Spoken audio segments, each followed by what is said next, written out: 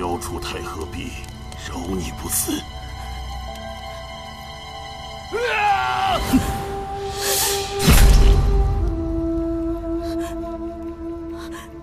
君，夫君。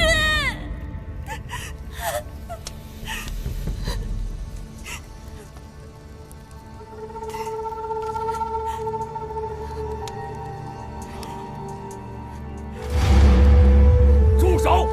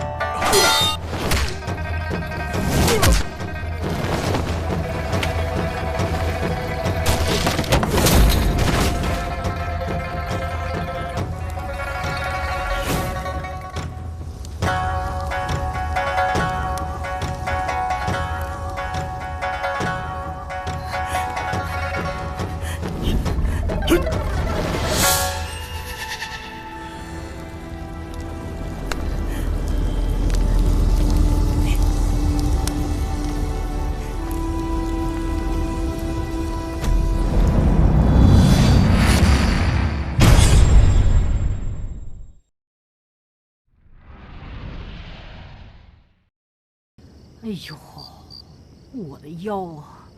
也不知这赵夫人怎么想的，院子才修缮了一半，仆役也没买齐，忙着办什么宴呀？乱糟糟的！我好端端一个药膳师到他们家，竟给当成办公室。闹鬼了！闹鬼了！厨房闹鬼了！你快跑呀！啊！哎呀，你快跑呀！瞧着这姑娘挺稳重的，怎么风风火火的性子呀？赵府今晚宴着宾客呢，有鬼也给吓跑了是吧？哎，什么鬼呀，这么爱凑热闹？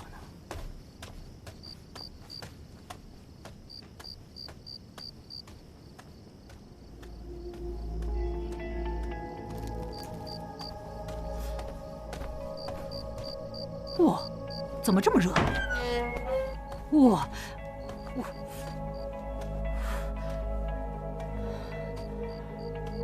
哎呦，这是，哎呦，哇，哎，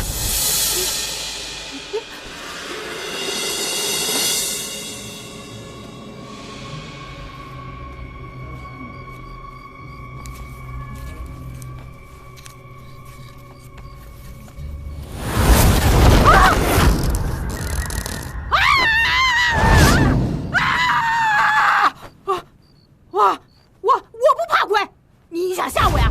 啊，装什么神，弄什么鬼啊？我不怕你，我不怕你，你给我装什么死？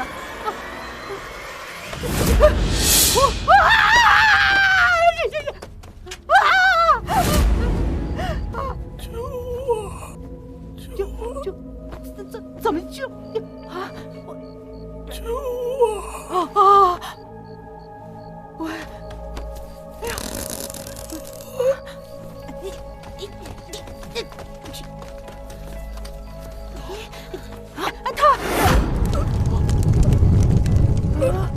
他着火了！这是怎么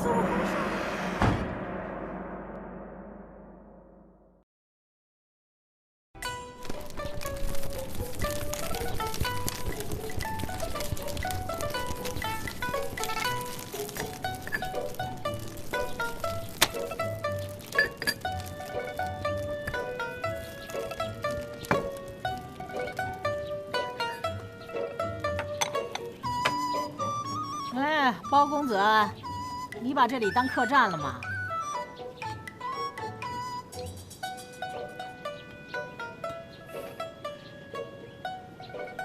娘，这不是我自己家里吗？怎么变成客栈了呀？怎么不是客栈了？你爱来就来，爱走就走，这简直就是客栈呀！早知道这样的话，当初我就不应该从煤矿里面把你捡回来。怎么又变成煤矿里捡回来的？你之前不是说我是什么天柱王氏的私生子吗？哎，我从煤炭里捡回来的。那好啊，我家里有矿啊，我好有钱呐！你就做梦吧你！哎呀，宝宝啊，你就不能好好学策策呀？我学他干嘛呀？你又不了解他。我眼睛看见的还不了解吗？啊，您眼睛看见的。那我记得小时候您教导我说，这眼睛见到的未必是事实，怎么到了阿策这里就搞特殊了？您还说做人要看本质。没错呀，是要看本质啊。可是本质在里面呢，谁看得见，对不对？所以表面功夫你还得做呀。再说人家策策，君子如玉，是有目共睹的事。那阿策他也有瑕疵啊。人家是瑕不掩瑜呀。你即便里面包着块玉，又怎么样？你表面上就是块黑炭呐，还臭着个脸呢，是不是？得罪多少人啊你啊！像你这样的话，你早晚得吃亏呀。娘，吃亏是福，吃亏是福啊。吃亏不是福，但是呢，吃娘给你炖的药膳才是福啊！这是新研发的，美白的，来尝尝吧。哎，娘，等等，你脸上有点东西，有点黑，你嘴是不是变黑了？我变黑了？这个药你留着喝吧，我迟到了，我去学堂了。哎，宝宝，你吃完药膳再走啊！我新配的药膳美白养颜，下回吧。加了蜜草，味道比以前好多了。宝宝。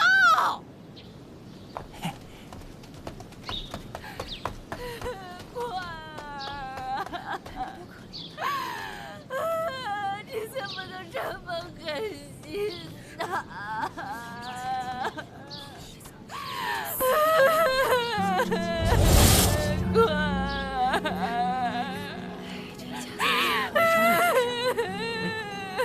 怎么就死在这公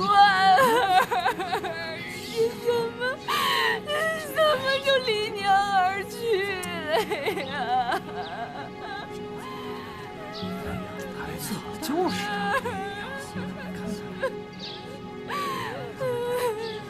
惨呐！齐夫人，您快别哭了，您不说清楚怎么回事，是啊，我也不好随便拿人了。是啊，你说说怎么回事？我儿子冠儿方才进医馆前还好好的，喝了他们家的汤药不到1刻钟便毒发身亡。怎么会这样啊？药膳出自他手，正是他心怀不轨，毒害了冠儿。你们还不快抓人呢？抓人吧！别！齐夫人，这人命关天，你可不能血口喷人呐！冰蝉跟你们齐家无冤无仇，他如何会毒害令公子？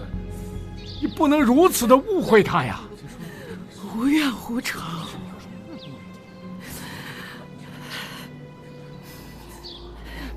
半月前，我在医馆见一女子抓着我家官人的手不放，因离得远未曾看清，没想到昨日便抓到他与我家官人孤男寡女共处一室，还夺了我家官人的衣袍。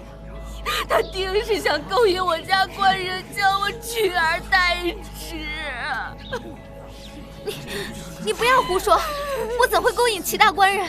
那天齐大官人过来就诊，我只是给他包扎而已。这半个月前，这齐大官人手臂负伤，到馆中就医，我当时腾不开手，就让冰蝉帮忙给他包扎了一下。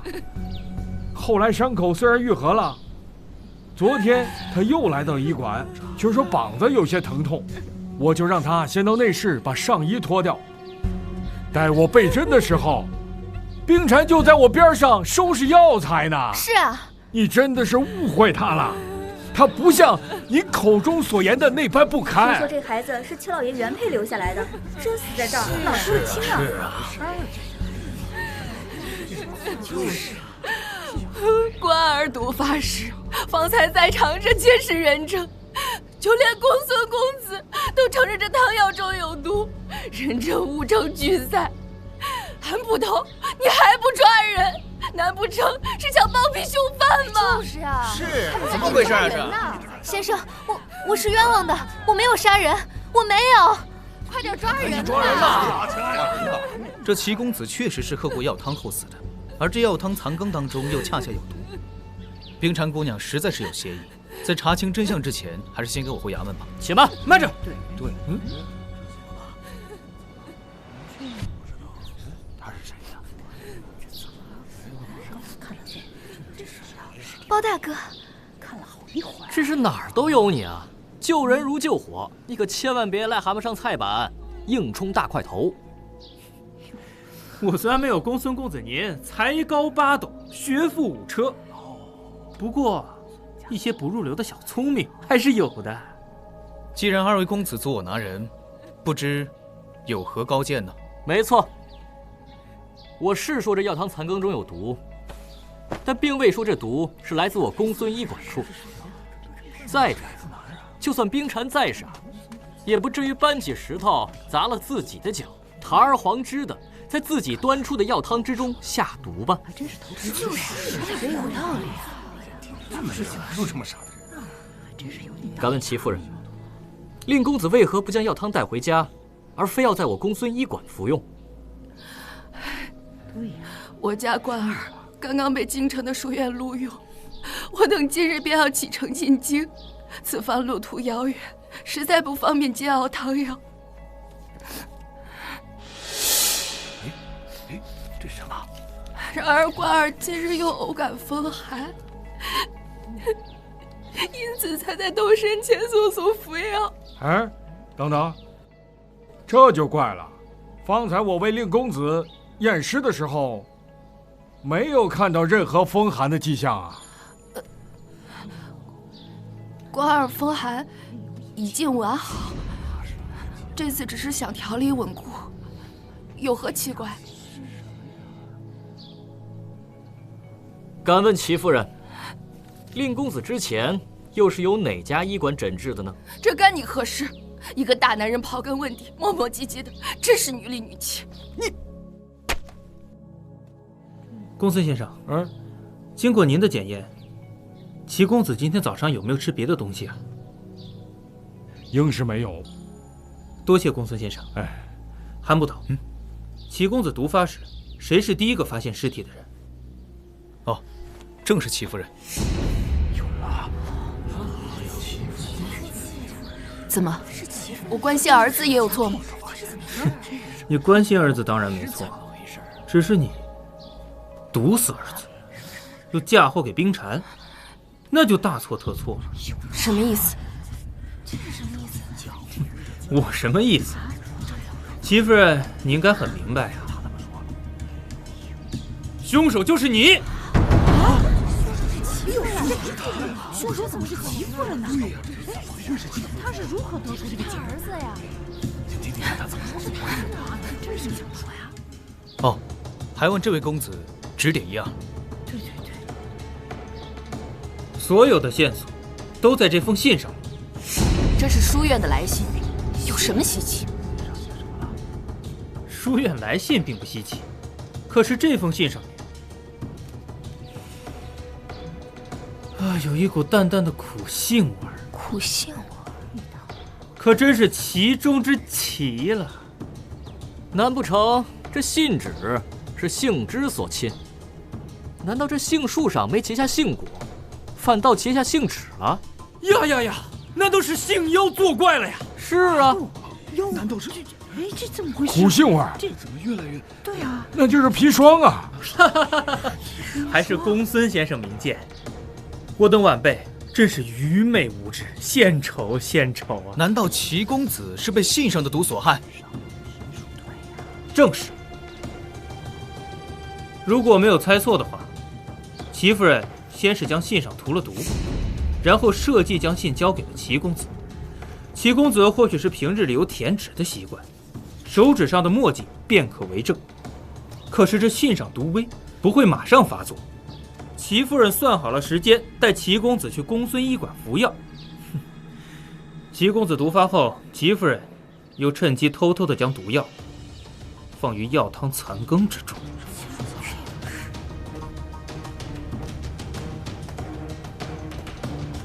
齐公子，您的汤药。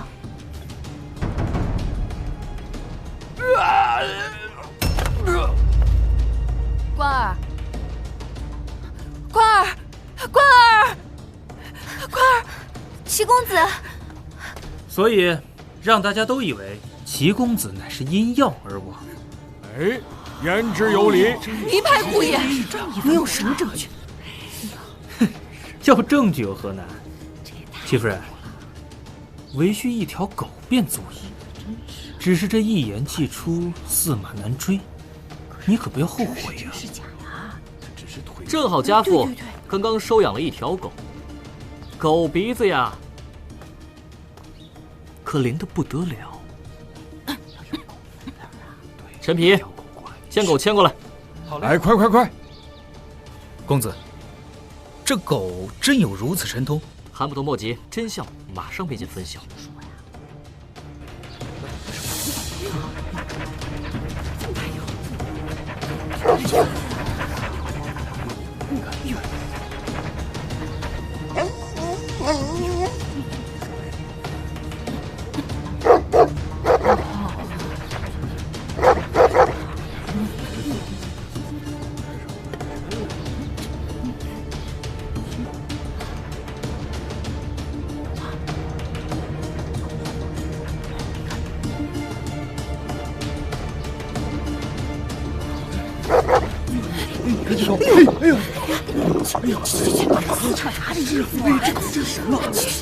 会不会真有问题？就哎，对呀，为什么就咬他？这是怎么回事啊？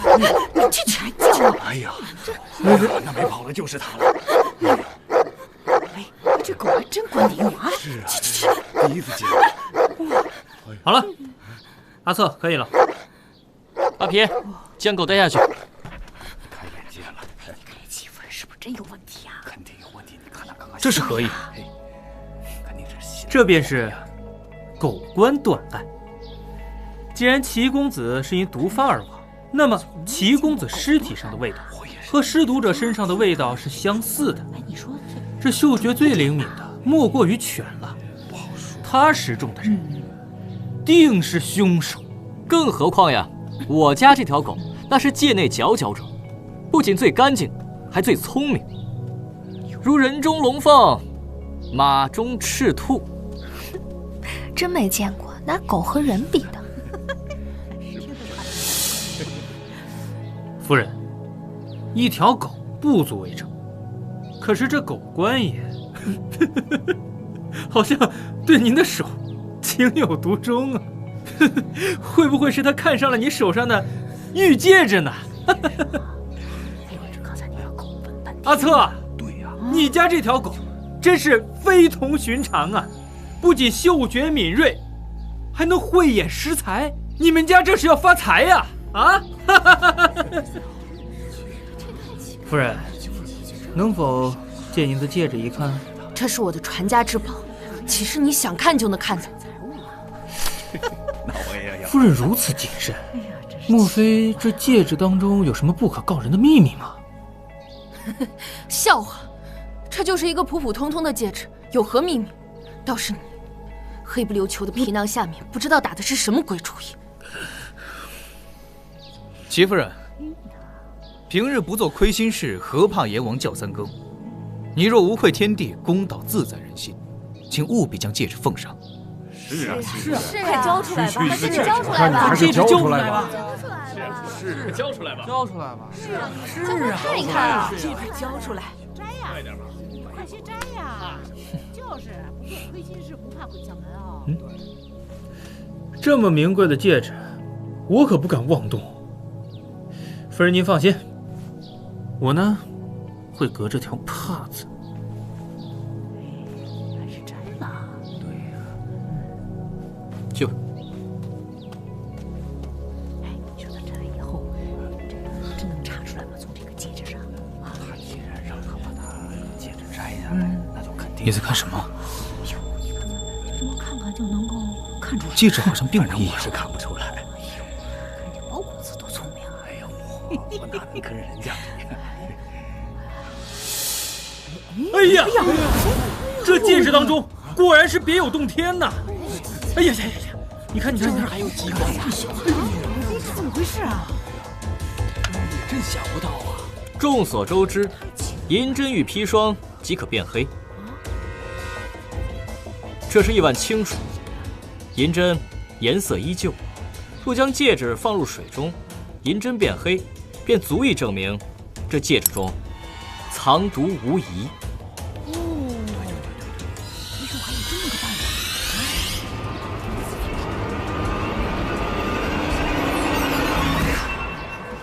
大家请看，银针已经变黑。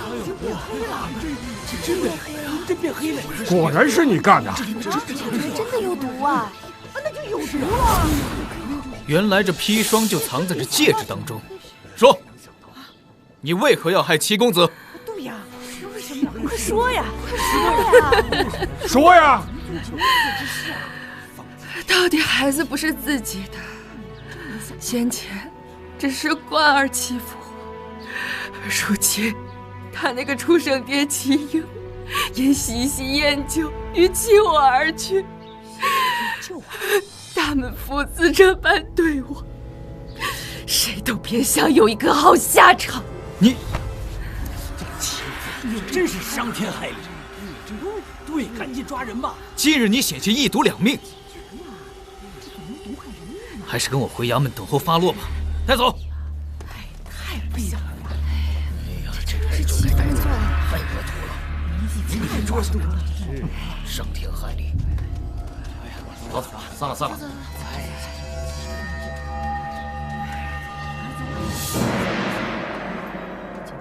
两位公子聪明睿达，不知尊姓大名？公孙策，在下包拯。啊，今日多亏二位公子出手相助，才能一举侦破这人命案，韩某谢过。今日事多，改日请两位吃酒。告辞。告辞，告辞。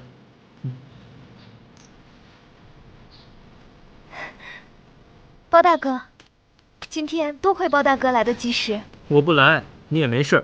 阿策也在啊。小子厉害呀！你这后生可畏呀！啊，包大哥就是厉害。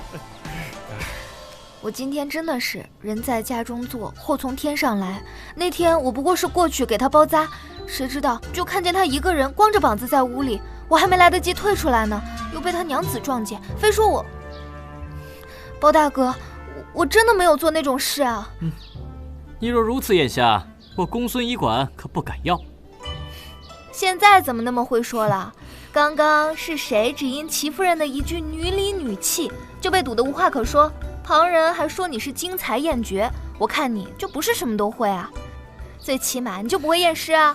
有这个时间啊，不如就少说话，多跟包大哥学一学。学是不可能学的了，我这辈子呀都不可能学。你，包大哥，你别误会，他给我扇子，我发什么白日梦呢？这扇子沾了晦气，拿去烧火。你不去出院了？换身衣裳，这身不能要了。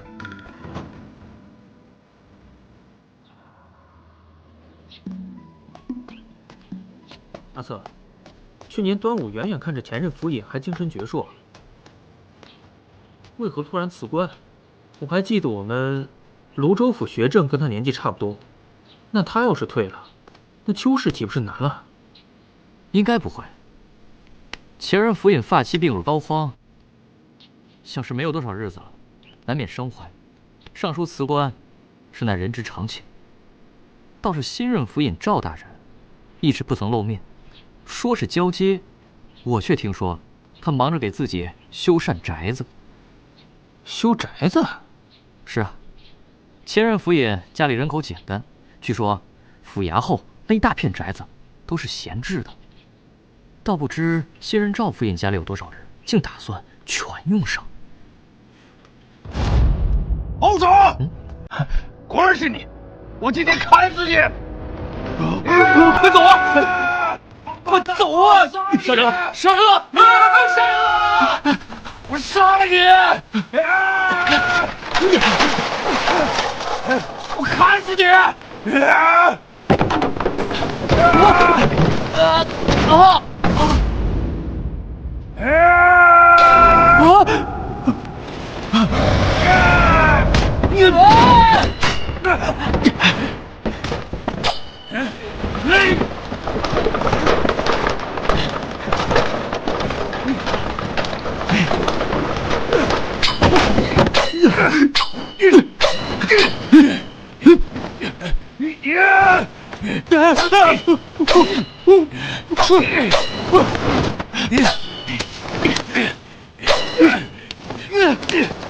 小子，老子弄死你！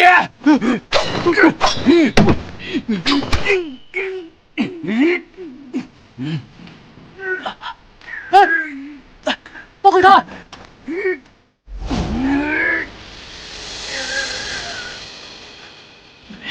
阿策，快过来帮我呀！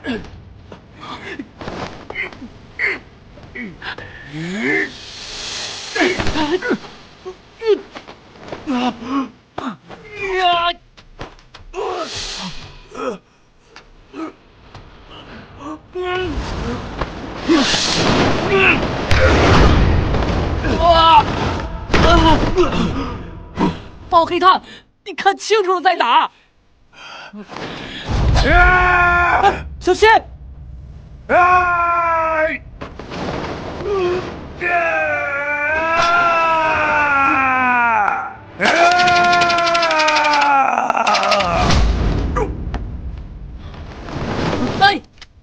你这狗蛋吃了雄心豹子胆，光天化日之下敢在我展某人眼皮底下行凶！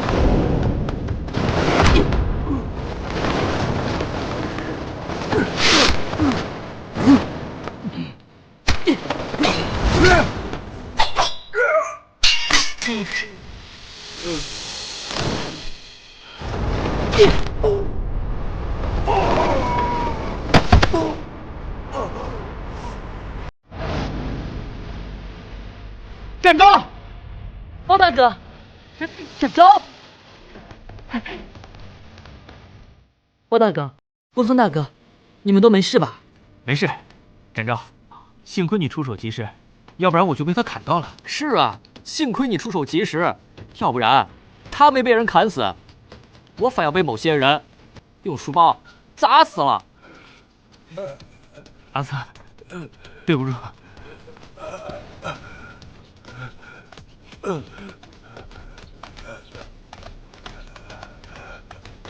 你这人怎么回事？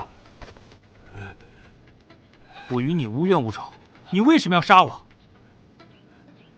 你怎么不说话呀？ I don't ever slow up, no I don't take shit. I got no love for the fakeness. If you wanna play tough and wanna hate this, I'll always show up. I don't ever slow up, no I don't take shit. I got no love for the fakeness. If you wanna play tough and wanna hate this, I'll always show up and make a statement. I don't ever slow up, no I don't take shit.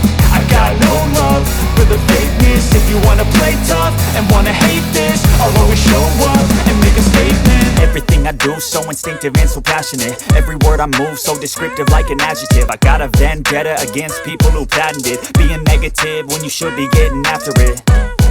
I got facts over tracks, this and that. Spitting slow, spitting fast. I could roast, I could gas. Think I'm okay at last, but I don't know if that can erase all the past. And the pettiness, a reflection of the emptiness. Hilarious, you think you're worth my time, you're delirious. Mysterious, because you hide behind a fake exterior. Inferior, you know I'll always be a bit superior. Get off of me, this ain't no humble brag. I want you to hear words, you can say them back. I want you to feel free from the chains that last, and to believe in what you got, it was built to last, yeah.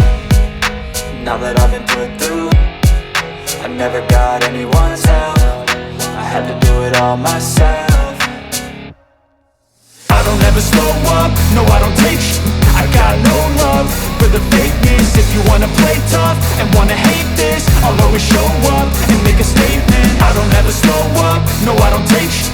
I got no love for the fakeness. If you wanna play tough and wanna hate this, I'll always show up and make a statement. Gonna learn the consequence of being incompetent. Mental health is confidence, dreams and some honestness. I'm not here to save the day, that's for you to take away. I could play a million mind games, but instead I say something not illogical, something that is topical. Rub it on and watch it go, make yourself unstoppable. Dreams are irresponsible, but they're always possible. If you just believe, you could be so remarkable. Thoughts in my head, a collage and they spread. I'll be great one day, going off of my meds. No, I'm not giving up, no, I'm not giving in. I will make it to the top, taking off in the wind. I gotta make it, I'm saving every day to taste it. I'm patient, but my mind, it can hardly take it. I'm chasing a dream that I've had for several ages. A vacant, modern kingdom for the taking.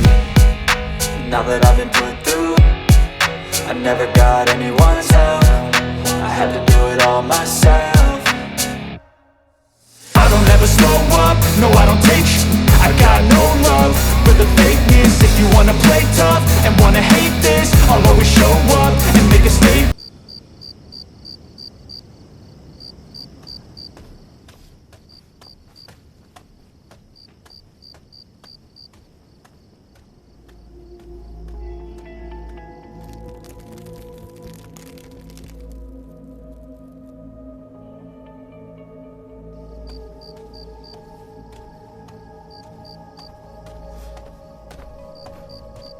哇，怎么这么热？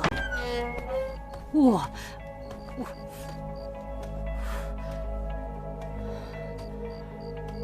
哎呦，这是，哎呦，哇，哎！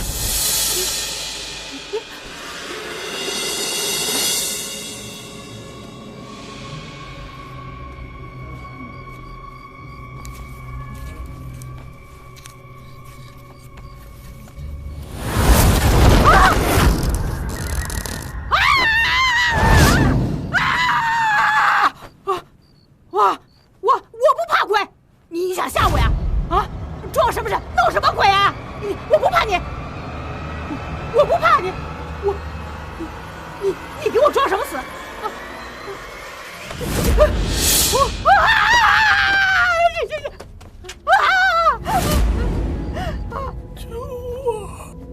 救我！怎么救啊？救我！啊！我，哎呀！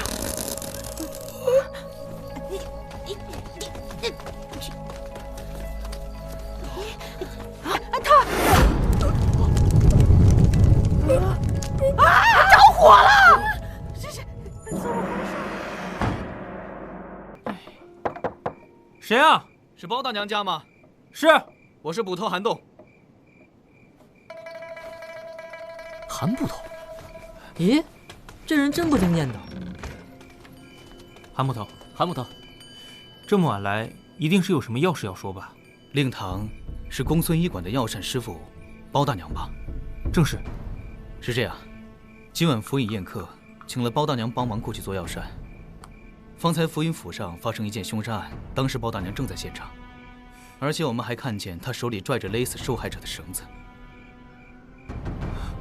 拽着绳子，拽着绳子不一定是杀人，也有可能是救人啊！我娘她心最善了，她都来不及救人呢，怎么可能杀人呢？包大娘确实说自己是为了救人，我是相信的。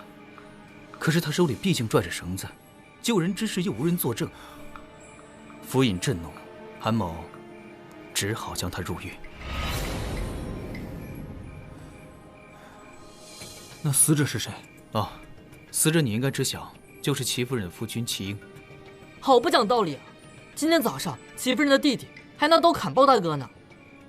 听他话里的意思，也是极恨齐英。会不会是他状告无门，直接铤而走险，将人杀了？应该不会。这个鲁小乙早上被少侠带来衙门之后一顿闹腾，直接就送进了牢房，到现在还没放出来。至于那个齐夫人，被关进牢房之后，想要自尽，虽然未死，但伤势颇重，至今还昏迷着。这牢房岂是寻常人能待的地方？我娘岁数那么大了，她吃不了苦，这不行，我这就去找府尹分辨。包公子稍安勿躁。一日之内接连发生2起命案，齐英更是死在了赵府的府内。此刻赵府尹正滔天怒火，无处宣泄。包公子如果现在去分辨的话，恐怕会适得其反。不如明日再去。不行不行，我现在就要去。你冷静冷静。韩捕头，你也别见外，他就这样。韩捕头，包大娘那边还请您多多照顾一二。啊，好说。今天早上这案子办得漂亮，赵府尹对我一阵夸赞。他初来泸州没什么亲信之人，眼下对我颇为倚重。韩某一介粗人，不会讲虚话。既然承蒙2位公子相助，包大娘那边自会尽心照顾。韩某今夜来就是想让2位公子心里有数，早做准备。那多谢韩捕头。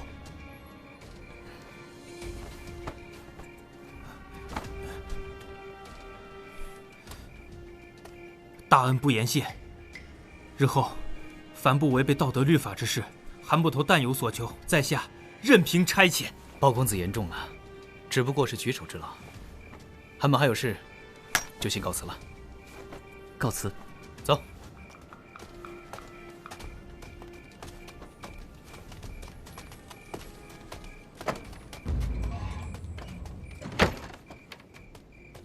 今天包大娘出事，我就不多说什么了。君子一诺轻生死，以后任凭差遣这种话，你还是不要随便乱说。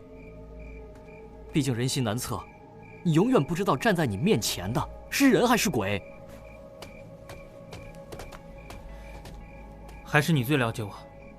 可是跟我娘相比来说，这一句承诺算得了什么呀？是算不了什么，但是包拯，你记住，往往最了解你的人，不是你的亲朋好友，而是你的对手。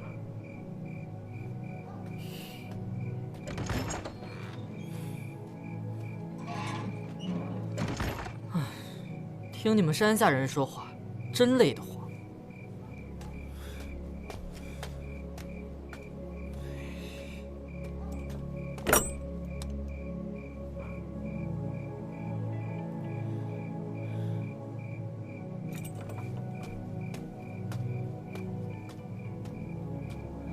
包大哥，眼下事情你也别太着急，自会有解决的办法。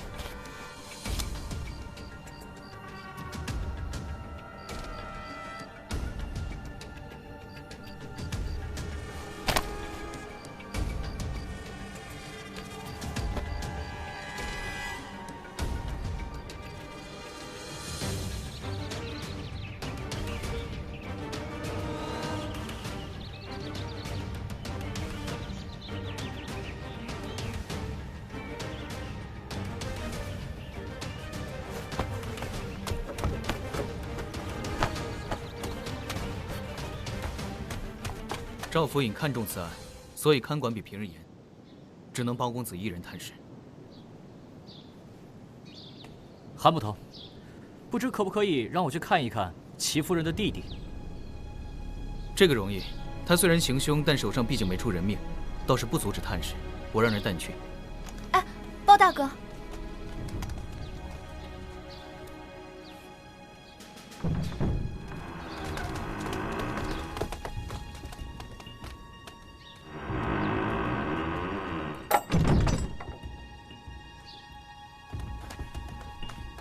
娘，您看什么呢？宝宝，包公子请。娘，宝宝，我看中午没人，准备逃狱啊。干嘛？啊，你干嘛哭啊？不是吧？他们没有审，就判我死刑啊！娘是冤枉啊，包公。娘，不是死刑，娘受苦了。耶，那你哭什么呀？我没受苦啊，这里吃的可好呢，有汤有肉的，我还以为是最后的晚餐呢。后来韩捕头告诉我，是你交代啊，你呀，叫他们多加头鱼就好了呢。好，娘。哭你走。这是什么呀？这是冰蝉一早起来炖的药膳，你先吃点啊。哎呀，冰蝉这少爷，拿走拿走。哎呀，娘，这是冰蝉的一片心意，你就别计较了嘛。俗话说啊，娶了媳妇忘了娘，媳妇还没娶，娘就不要了啊。好了好了，娘，这都什么时候了，你快别打趣儿子了。您快说说，昨天晚上究竟发生了什么事？是这样的，那个姐儿姑娘边跑边说有鬼有鬼，厨房有鬼。我以为是开玩笑的，我就没理她，直接进厨房了。锦儿姑娘是？哎呀，你别打岔啊。说到哪里了？锦儿姑娘啊，对，锦儿姑娘是赵夫人的丫鬟。哎，怪事还在后头。我进了厨房，感觉特别的热呀，然后我就踩到一根绳子。哎，我看谁把绳子放在这儿，故弄玄虚啊。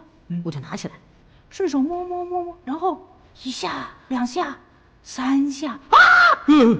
前面就掉下一个人来啊，还盖着红盖头呢。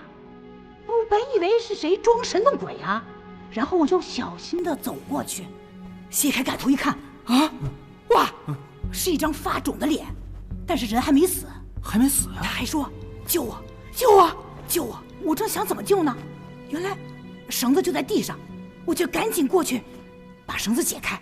正解的时候呢，韩捕头跟姐儿他们一堆人就进来了。我知道了，他们以为是您把人勒死的。我说了不要你打岔嘛。我说到哪里了？韩捕头。啊，对。后来最奇怪的是，我跟你说，那人还没死，突然间脸上就着了火，这也太玄乎了。我估摸着，莫不是真的有鬼？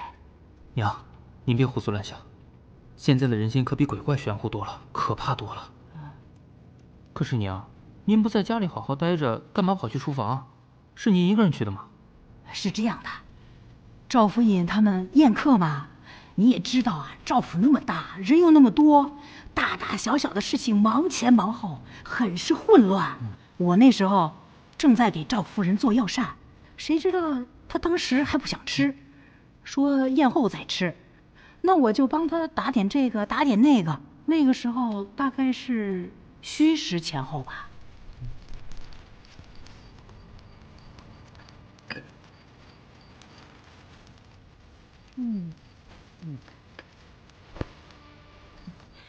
哎，赵夫人待我还算客气，还专门给我准备了一间客房。锦儿呢，就带我过去休息一会儿。包大娘，就是这儿了。多谢啊！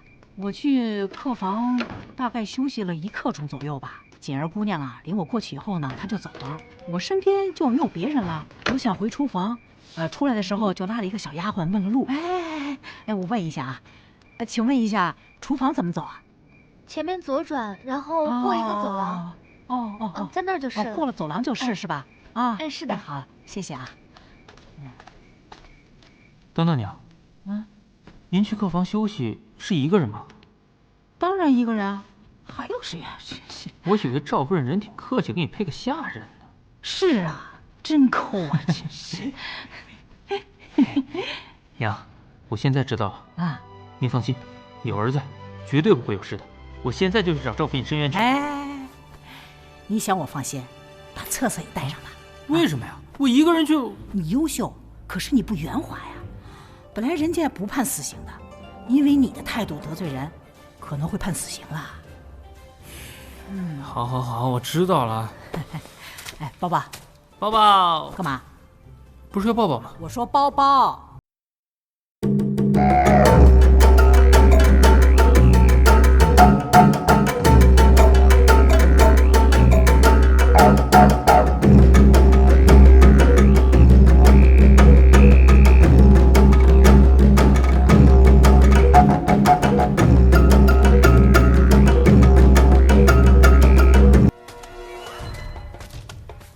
公子，请。好，多谢。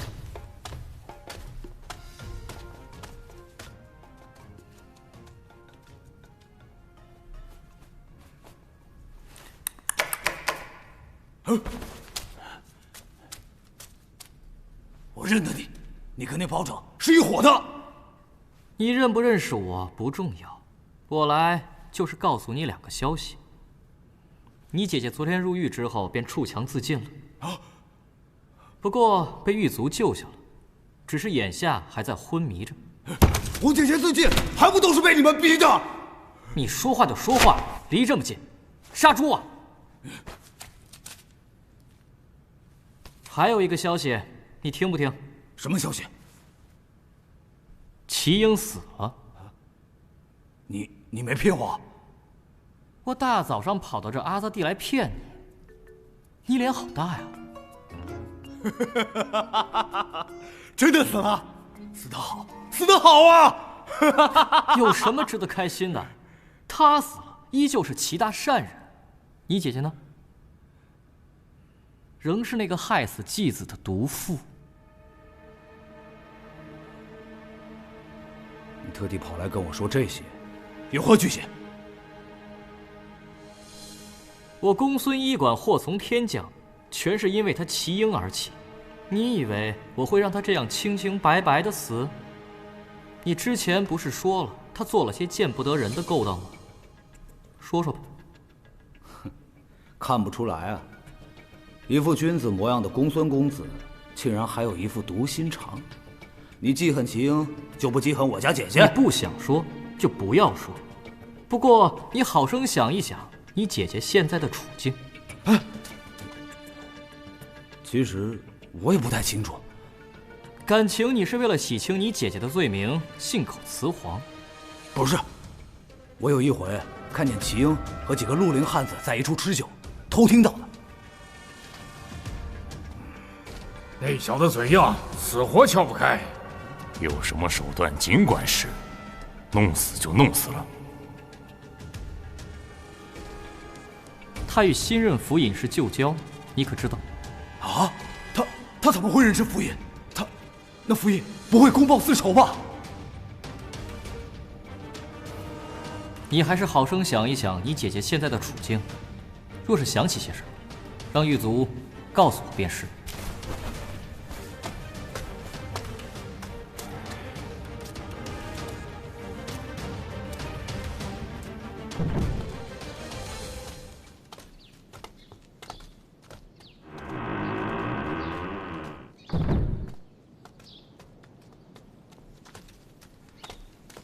阿策，你那边怎么样了？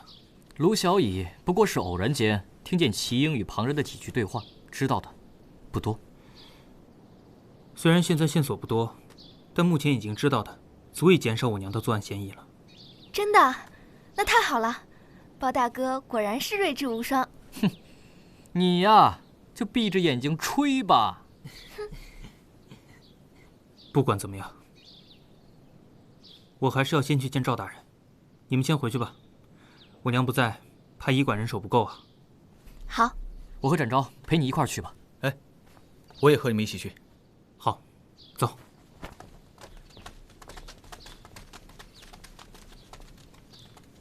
你有何证据证明包氏无罪啊？昨天，我母亲自到贵府，几乎一直在众人视线之内。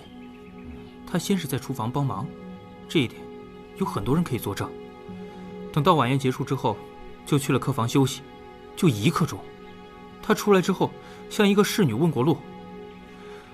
对了，在进入厨房之前，她还遇见过贵府的锦儿姑娘，所以她只有不到1刻钟的时间离开了众人的视线，所以完全没有作案条件。更何况，我母亲与齐英从无交集，根本没有杀人动机啊。但是呢，确实有许多人亲眼所见，令此勒死了齐英。抓着绳索不代表勒死齐英。大人，你有没有想过一种可能？当时齐英被吊上绳索之前还没有死透，我母亲拽住绳索只是为了救他，而且齐英的面部在众目睽睽之下无故自燃，这岂是寻常人能做到的？那我听你这话里的意思，却是有人能办到的。学生只是猜测。韩普都说你能谋善断，确实有那么1-2分意思。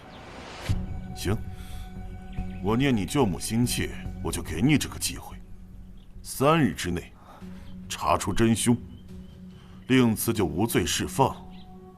但是3日之内，假如你破不了案，你就是徇私包庇。大人，3日，3日多了吗？学生领命。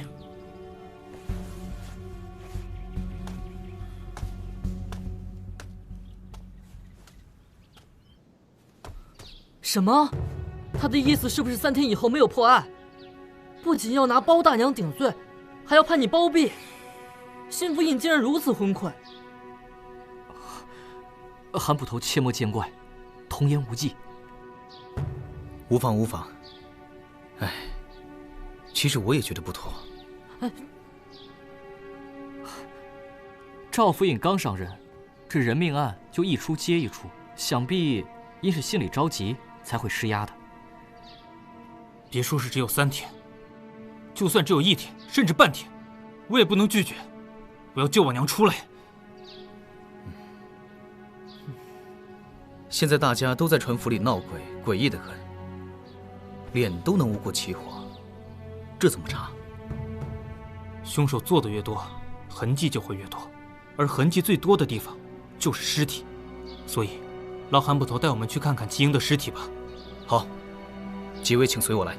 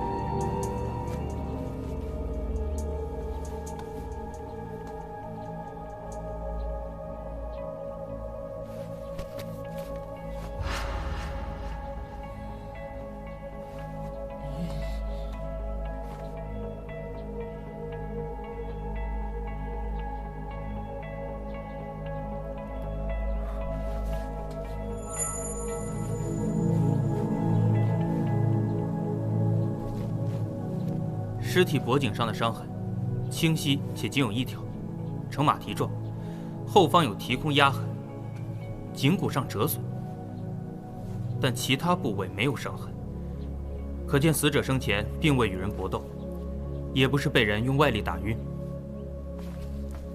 这么说来，齐英应该是昏迷的时候，被人套上绳索，放上横梁，莫非是晚宴的时候喝醉了？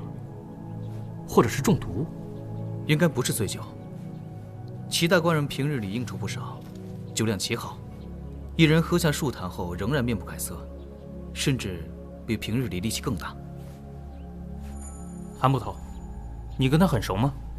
哦，算熟识吧。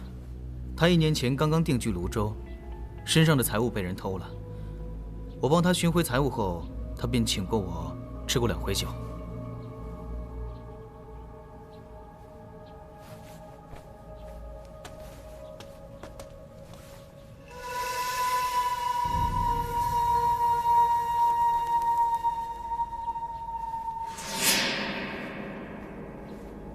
你们看这个刺青，好奇怪，像一只老鹰。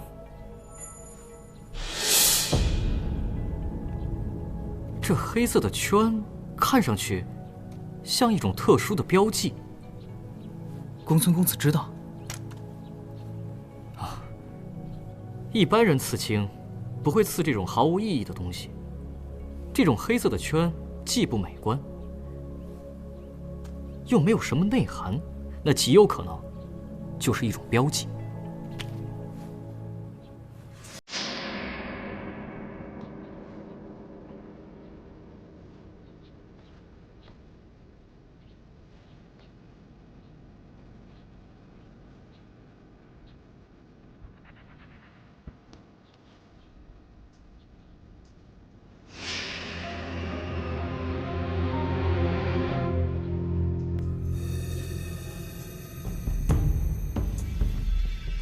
这玉佩一定是齐英从凶手身上扯下来的。不太可能。为什么不太可能？死者若是生前佩戴玉佩，紧握玉佩，那么死后就不会这么轻易被。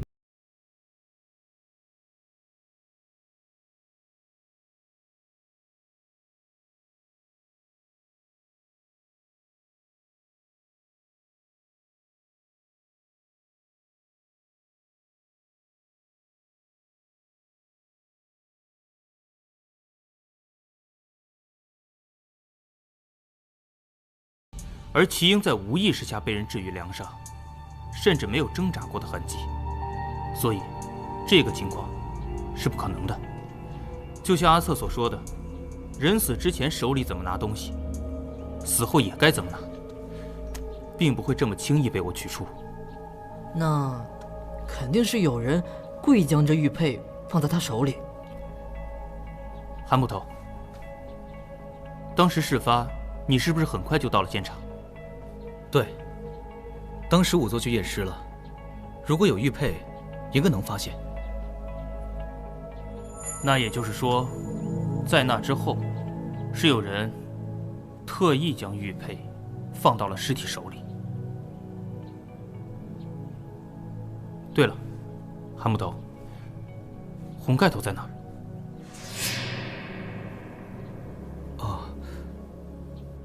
当时那顶红盖头一并放在停尸房，不知为何，竟不翼而飞了。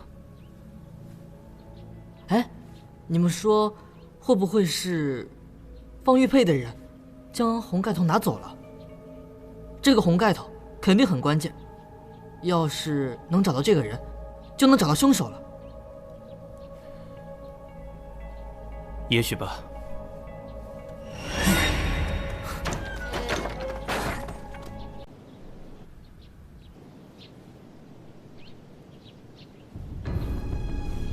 怎么了？有人偷听吗？真是奇怪，我五感敏锐，在3丈之内能听见呼吸声，可是这回只恍惚看见一道影子，并没有听见声音。难不成真的有鬼？光天化日，朗朗乾坤，不是有鬼，怕是有人在装鬼。我们先别管这个了。凶手不会平白无故的放一顶红盖头，他一定有特殊原因。而且，他能够来去自如，应是对府衙极为熟悉，所以外人作案的可能性小。我们当前线索不多，所以当务之急是要搞清楚凶手究竟是在何时何地下的毒。若是能够查清楚这一点，真相自会大白于天下。我们先到齐大人客房看看吧。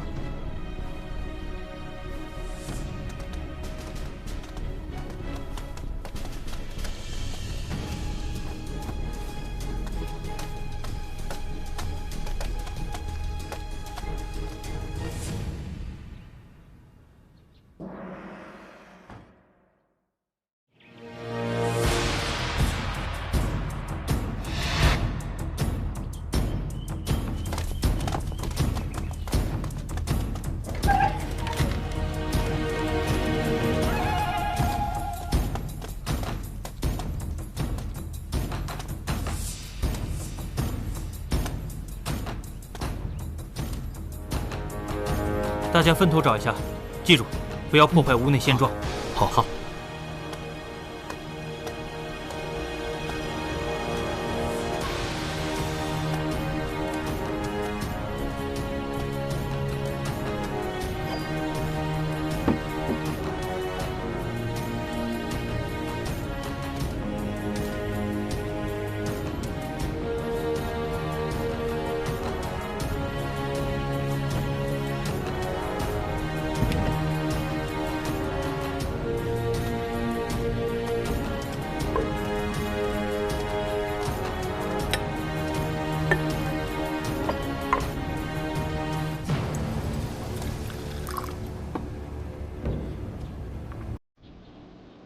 阿策。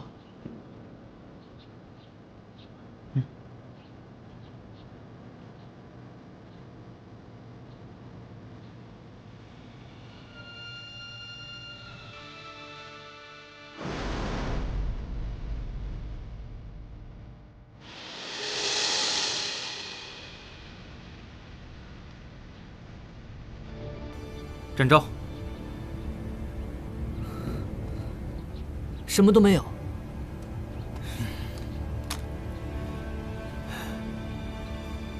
这个案件还有一个关键人物，在我娘发现尸体之前，第一个察觉到厨房有异样的人，就是赵夫人身边的婢女锦儿。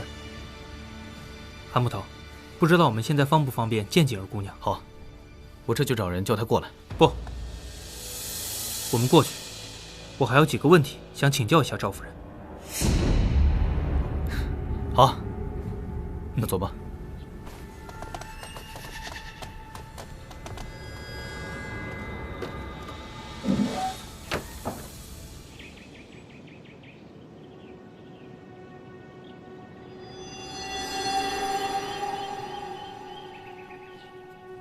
姑娘，可曾见过这块玉佩？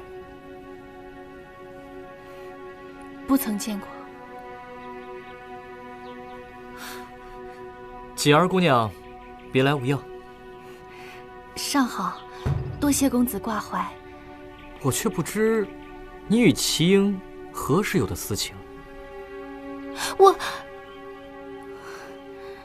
我和他没关系。要想人不知，除非己莫为。你以为你能瞒得住所有人吗？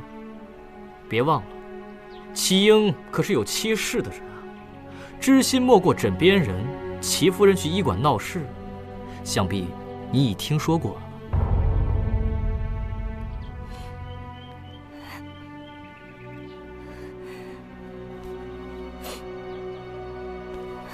齐英她死不瞑目，你却急着撇清关系。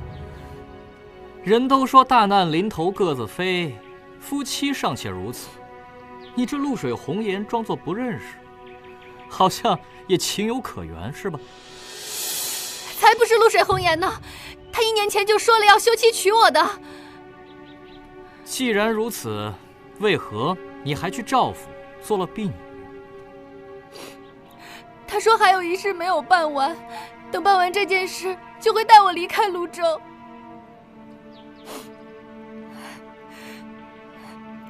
前几日，他听说福音府里买下人，就让我混入牙行，随着其他奴仆一起卖身到府里。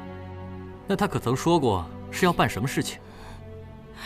他只是让我暂时住在府里，最好能够取得大人或者夫人信任。我心里害怕，也问过他要办什么事，可他只说小事一桩，现在时机未到，并未告诉我。昨晚你在厨房里究竟看到了什么？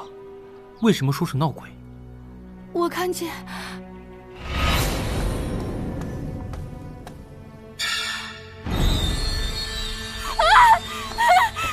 有鬼，闹鬼了！我看见有个披头散发的人忽然飘到房梁上，我当时害怕的要命，转身就跑了。可是当时那么晚了，你还去厨房做什么？昨天做药膳的师傅把药膳炖上不久后，说是有些累，要去客房休息，让我帮忙照看一下。我见一时半会儿也没什么事，就去找门房说了会儿话，没想到回来就撞见了这个。可是晚宴才过，这夫人为什么要用药膳呢？夫人当时好像在和大人赌气，她说是身子不适，要去偏午睡。虽然她一直在忙晚宴的事，可也未曾出席。韩捕头，夫人唤锦儿姐姐过去。我们一起过去吧。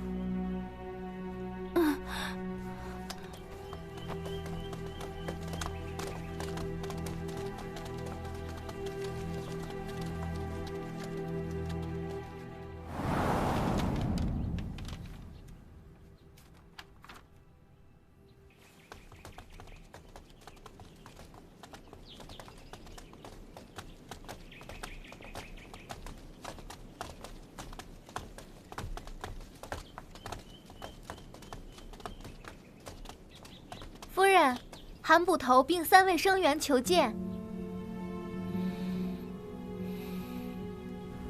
稍等一下。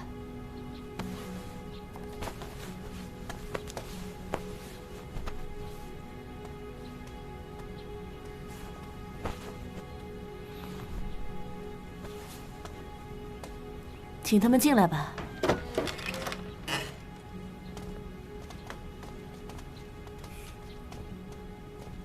见过赵夫人。韩捕头。赵大人把齐英一案交给这位包公子了，他有些事情想问问夫人。拜见赵夫人。拜见赵夫人。拜见赵夫人。诸位请坐。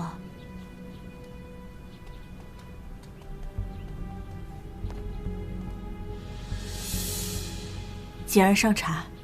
是。包公子，且问吧。这赵府昨日宴请的人并不算多，而且大都是泸州官员。可齐英他为何能够参宴？据我所知，齐英迁居到泸州的时间不算长，家中是有一些资财，但也算不上富甲一方，只不过是捐了个不入流的小官而已。大人和齐英还有一个秦天虎，3人是故友，关系极好。这次大人迁任泸州府尹，便借机聚一聚。他们多年未见，欲诉别来之情，2人便都留宿在府里了。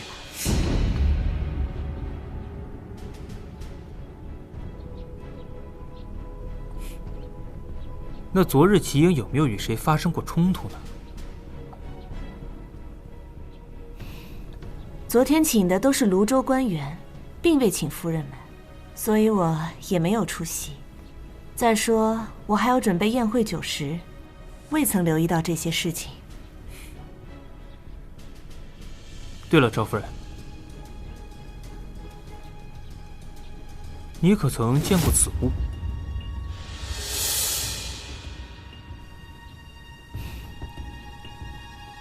未曾见过。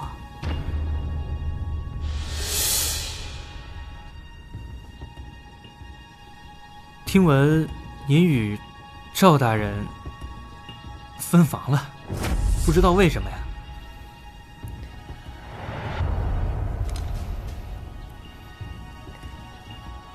我最近身子不太爽利，怕过了病期。这样，我问的差不多了，叨扰夫人了，还望见谅。我等这就告辞。叨扰夫人了。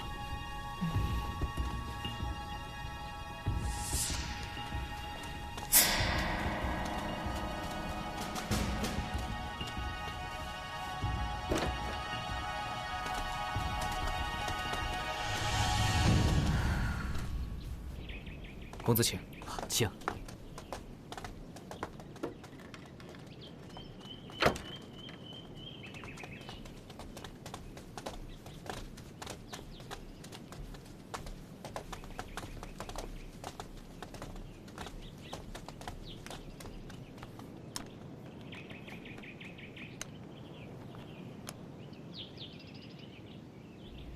这位赵夫人，表面上看着云淡风轻，心里却让人觉得藏事。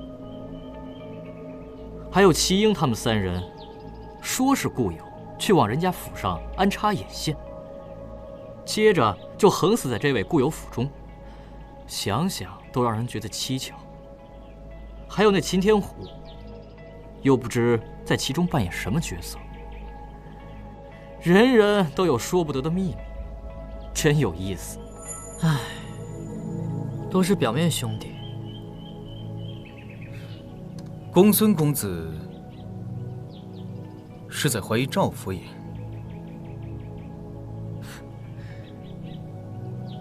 阿策的怀疑很合情合理啊。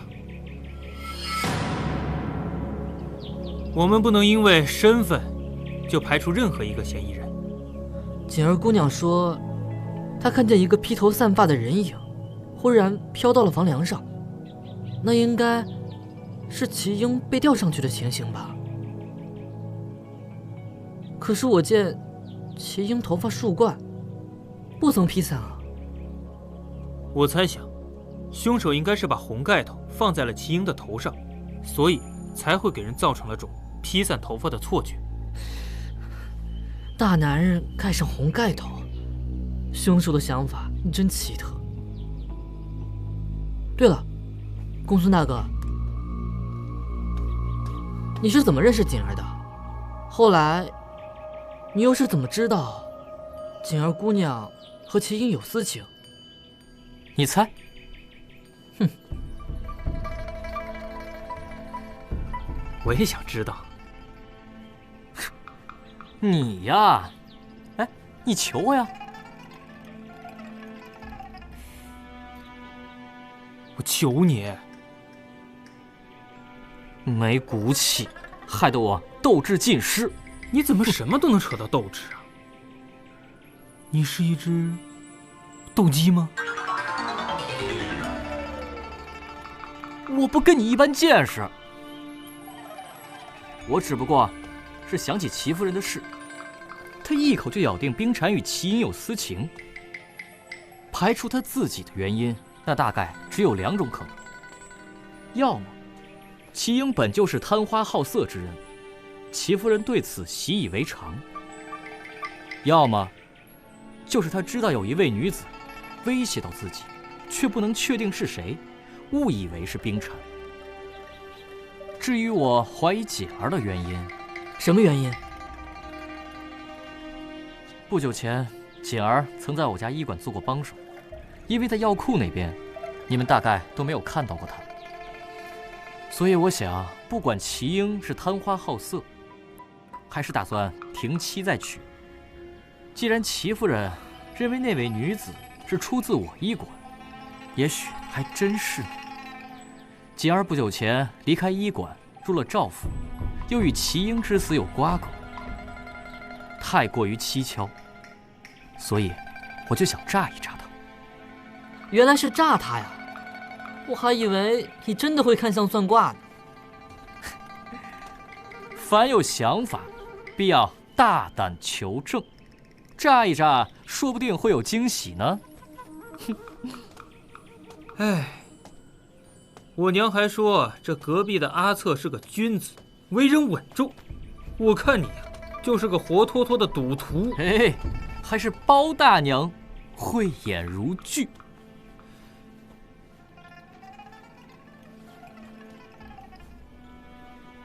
我还有些事没搞明白。听鲁小乙话里的意思，他姐姐在齐家过得悲惨。可是，我看这齐夫人非但不想脱离火坑，反倒好像不肯走呢。这有什么想不通的？齐夫人仍眷恋着齐大官人呗。不懂，不懂。这种日子有什么好眷恋的呀？自古多情空余恨，情之一字最难解。包回探，你要是能想明白，就不会到今天都娶不上媳妇儿了。说的好像你娶上了一样。哎，我们情况不同，好不好？我这叫乱花渐欲迷人眼。罢了罢了，不跟你贫嘴。我们还是去案发现场看看吧。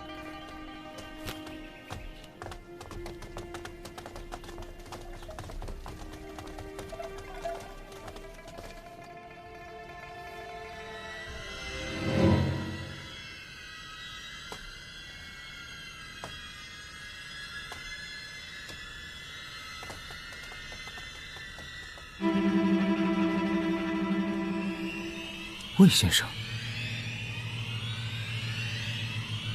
韩捕头，魏先生。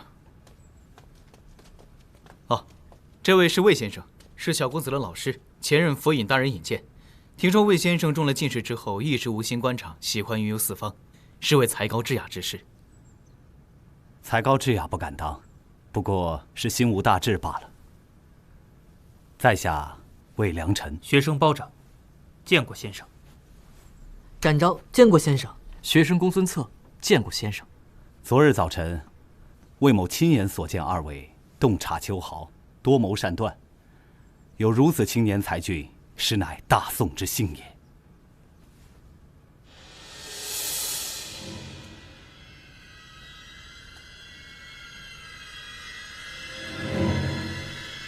我是说，先生怎么看起来面善？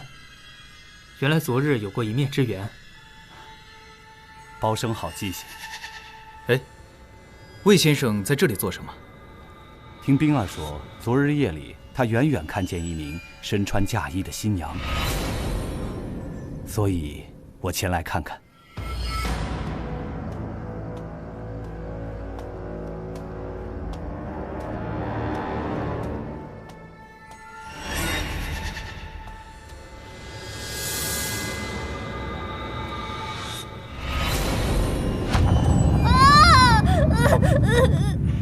新娘，小公子有没有看清是什么人？冰儿说，新娘蒙着盖头，不曾露脸，她心里非常害怕。朗朗乾坤，可我怎么觉得越来越鬼气森森了？先是齐英蒙着盖头被杀死，后来又凭空出现个新娘，不会真是冤魂索命吧？镇长，说不定这世上还真的有鬼。魏先生，这里便是案发地，不如先生同我们一起再看一看吧。也好。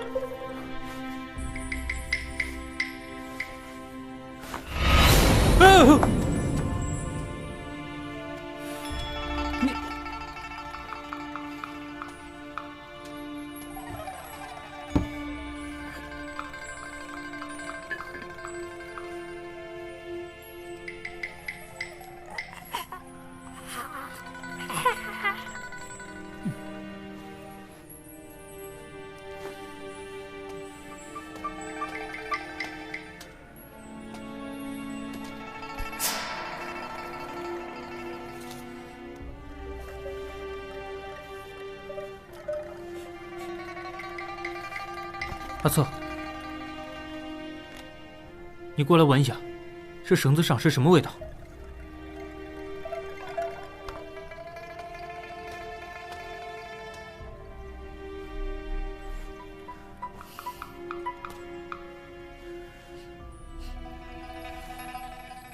蒜，一点蒜味儿，这在厨房里应该不奇怪吧？韩木头，好。府里面还有没有人能认出这是哪里来的绳子？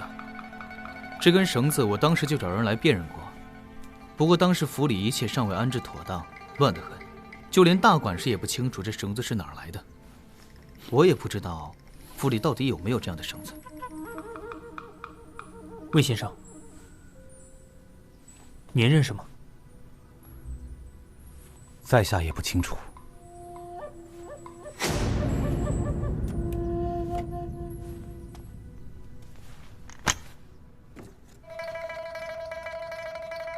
包大哥，你看我发现了什么？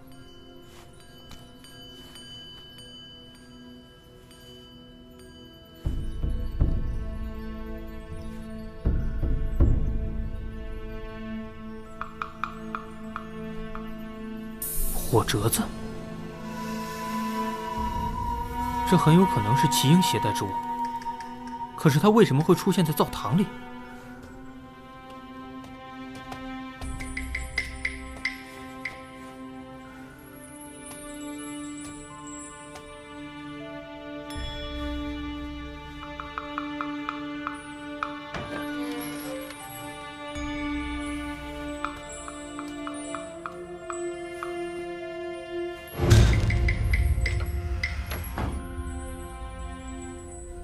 那里也住了人吗？那是赵夫人的干娘何仙姑的住处。何仙姑是那位江湖女神医吗？没错。等等，江湖神医，我怎么没听过？我曾经听我爹提起过，江湖上有一位女神医，一手医术可生死人肉白骨，只是行踪莫测，且脾气十分古怪。我们赶快去拜访一下这位何仙姑吧。好。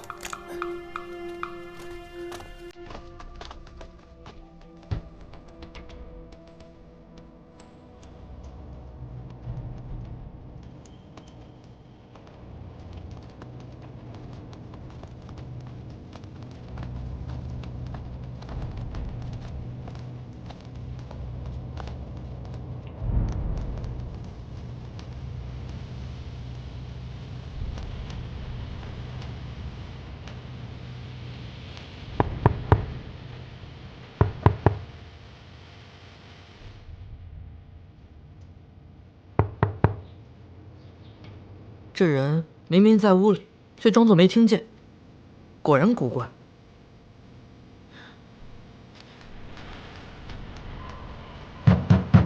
何仙姑，何仙姑，我等有要事相询，请您开个门。何仙姑，鲍生莫要着急。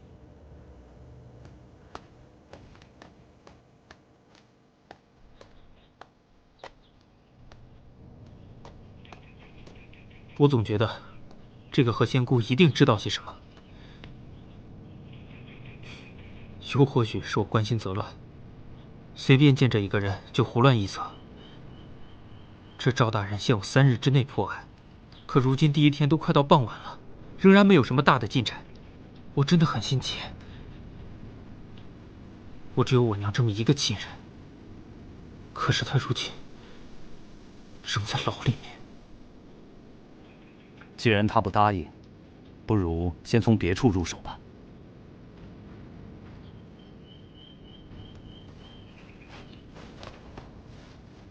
这块玉佩，赵夫人与府中丫鬟都不认识。我想，它极有可能是其他宾客之物。先生，您可曾见过？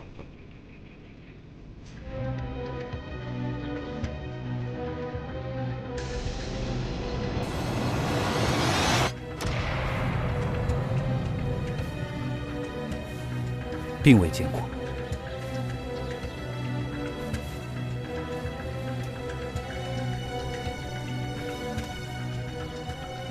这赵夫人一定还隐瞒了一些事情。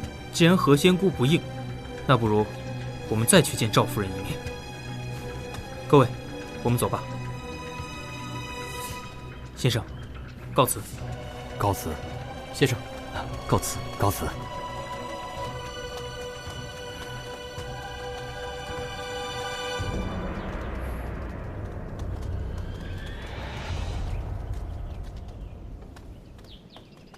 你甭跟我打马虎眼！齐英之死若是和那老婆子无关，必定和这事儿脱不了关系。凶手还未查明，你在这发什么疯？我发疯？哼！我看八成你就是凶手吧？有本事连我也一块杀了呀！别人听不见是吧？哎呀，这么大年岁了，别沉不住性子嘛。你放心，我一定还你个真相，绝不让齐兄枉死。啊！赵大人，赵大人，啊，多免礼。保长，案子怎么样了？虽然现在还没有查出什么有力证据，但是种种线索都已表明，凶手是另有其人。齐老爷被烧死之前，蒙上了红盖头。小公子说，昨夜看见申竹驾。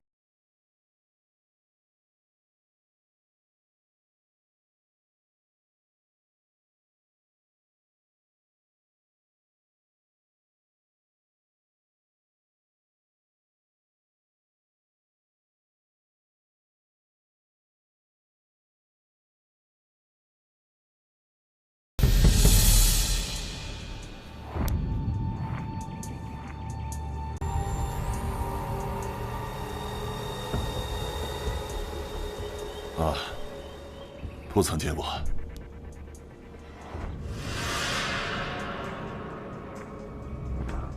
有那么恐怖吗？前辈的牙齿都在打颤。秦兄平日信鬼神，他就是这个样子。老者，刚才听你所说，皆是些猜测，虚幻不实。这破案可是讲究真凭实据，望你尽快找到凶手。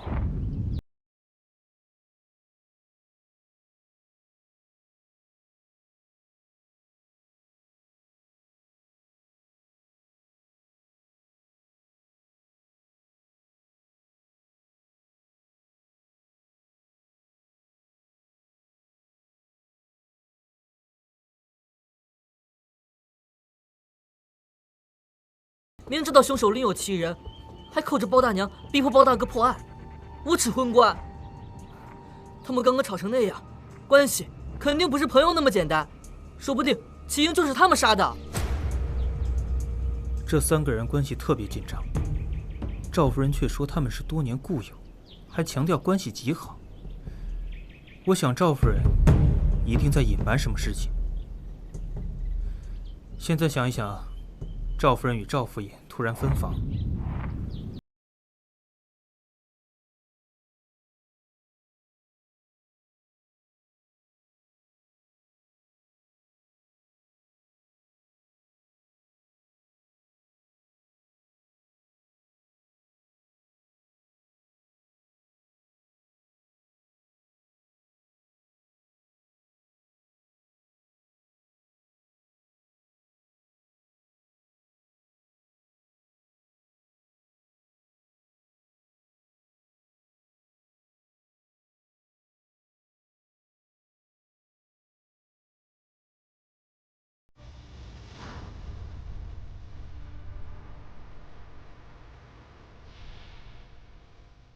桃之夭夭，灼灼其华。之子于归，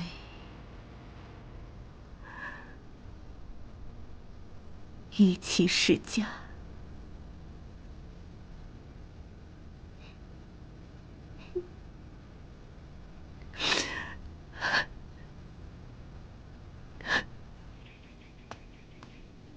夫人，韩捕头和几位公子又来了。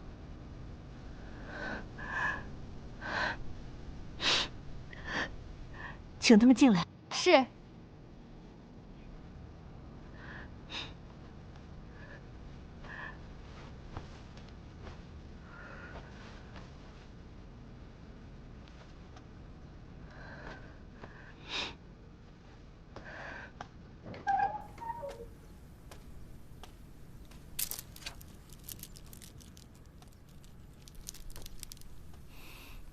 各位好。关夫人面色不太好，不知有无大碍？最近身子一直不大好，府上又闹出了人命，总是安不下心来。还是要尽快查明真相，免得府上人心惶惶。是。诸位请坐吧。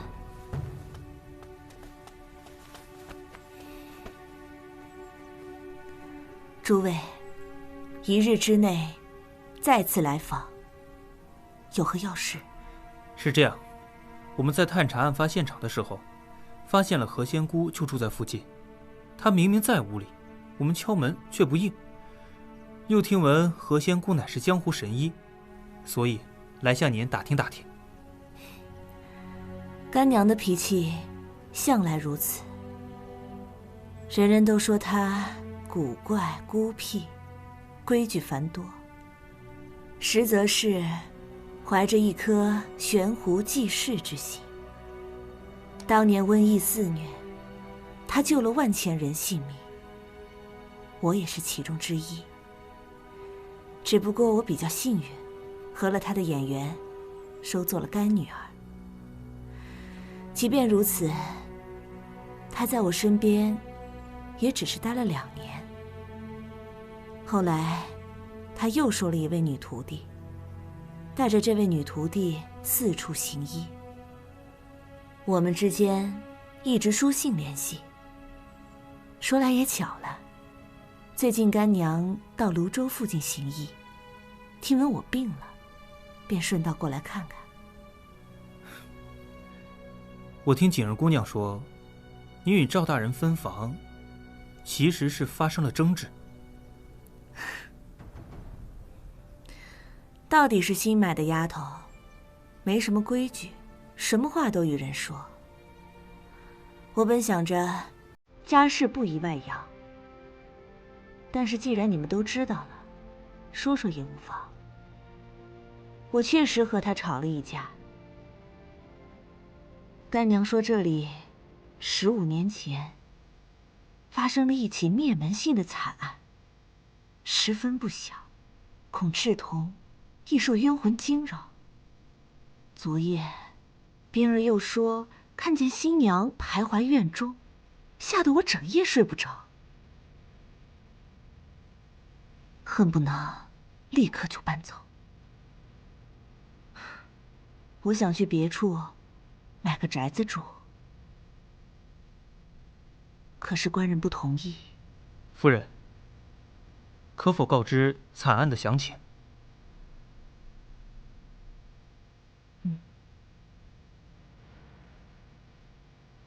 ？15年前，泸州府尹嫁女，谁知道婚宴结束之后，发生了一起大火，满门20余口人葬身火海。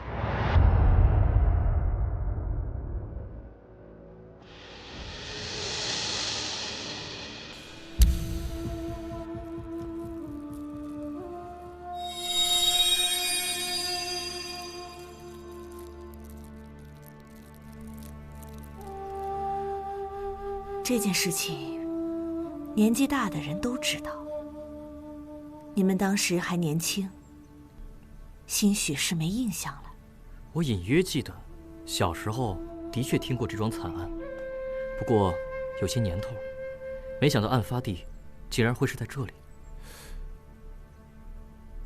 那府上有没有其他的人见过鬼新娘？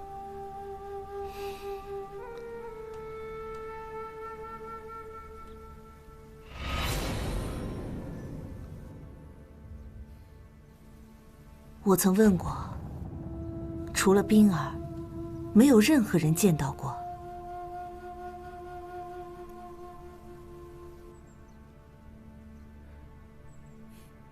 我想，既然何仙姑她在府里，那为何不请她来做药膳，而却要在外面找人呢？干娘医术高超，可是这膳食却不大有天赋。他做的药膳倒是不差功效，只是难以入口，还不如直接喝药汤呢。您知道吗？方才我们来的路上碰见了赵大人和秦大官人，他们在争吵。我听说他们2人是多年故交，那又为什么？是因为什么吵得那么凶呢？官人只跟我说他们是故交，但是他们吵什么，我真的不知道。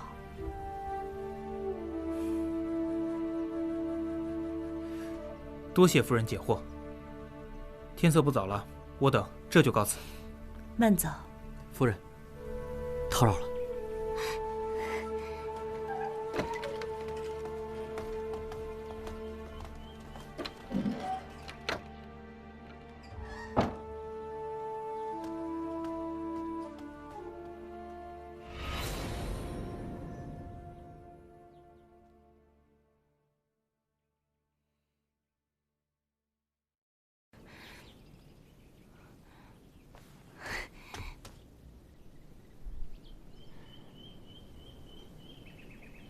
方才是谁在门外偷听？是景儿。公孙大哥为什么不让我抓住他？若叫你当场抓住他，这出戏可就没法唱了。公孙大哥总爱说一些别人听不懂的话。展少侠怎么知道是锦儿？我听出来的。他虽然刻意轻手轻脚，放缓呼吸，但每个人的脚步、呼吸、心跳都有所不同。没想到展少侠年纪轻轻，武功造诣竟如此深厚。哪里，这玉佩一定有玄机。可玄机通往何处呢？能神不知的将玉佩放在尸体手中，左不过就是府里这些人。我们刚刚问了一圈，也没有人觉得眼熟。这其中，想必是有人在说谎。那不一定是府里的人啊，我就能。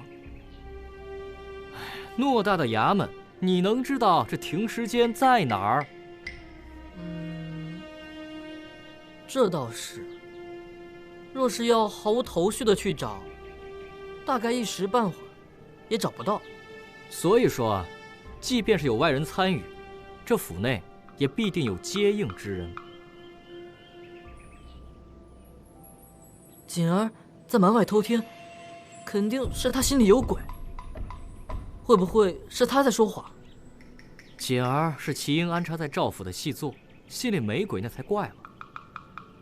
若我们将此事告发出去，他必不会有好下场，岂能不担忧？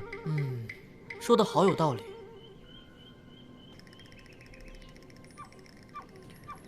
不过，众人之中，属他嫌疑最大。哎，你们说会不会真的像何仙姑说的那样，是15年前冤死的新娘索命？要不然，为什么齐英死的时候会有盖头，而后来那红盖头又凭空不见了？智儿才信这无稽之谈。我才不是小孩子呢！我确实听过民间有一种说法，说婴儿在胎里有先天之气孕育，8岁之前先天之气未散，天眼尚未闭合，容易看见寻常人看不见的东西。且不说这世上根本就没有鬼，就算是有，这鬼新娘为何偏去害齐英？她是第一次到这府上来吧？人家孙府尹住了多少年，怎么就没出事呢？可是冰儿她还亲眼看见了呢，而且齐英的死法也太诡异了吧？道长，你来说两句吧。如今赵府的所在地，15年前发生过一起灭门惨案。赵夫人说，当时的府尹当天夜里嫁女，遭到灭门，所以鬼新娘和盖头的出现，都好像在影射当年那起案子。那么，齐英的死也必然与那件事有关。15年前正是澶州一战后，战事刚刚过去不久，民心仍乱，杀人放火案件多的是。官邸又与府衙相邻，那场大火说不定连府衙都没能幸免。时间过去这么久，卷宗很难找。我们想要查清当年的案件，3天根本就不够。不是还有一个现成的知情者吗？你是说何仙姑？这个何仙姑啊，性情古怪，我们去敲门，她都置之不理，想必不会多说些什么吧？未必，未必。你们又知道了我不知道的东西。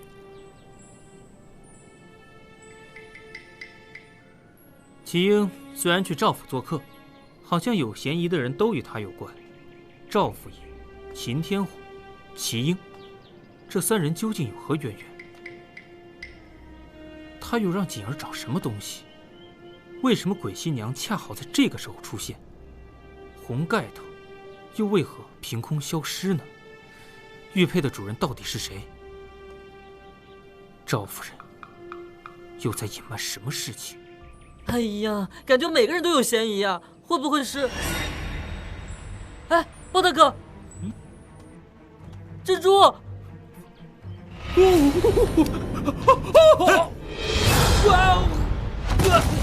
我回他！啊！包大哥！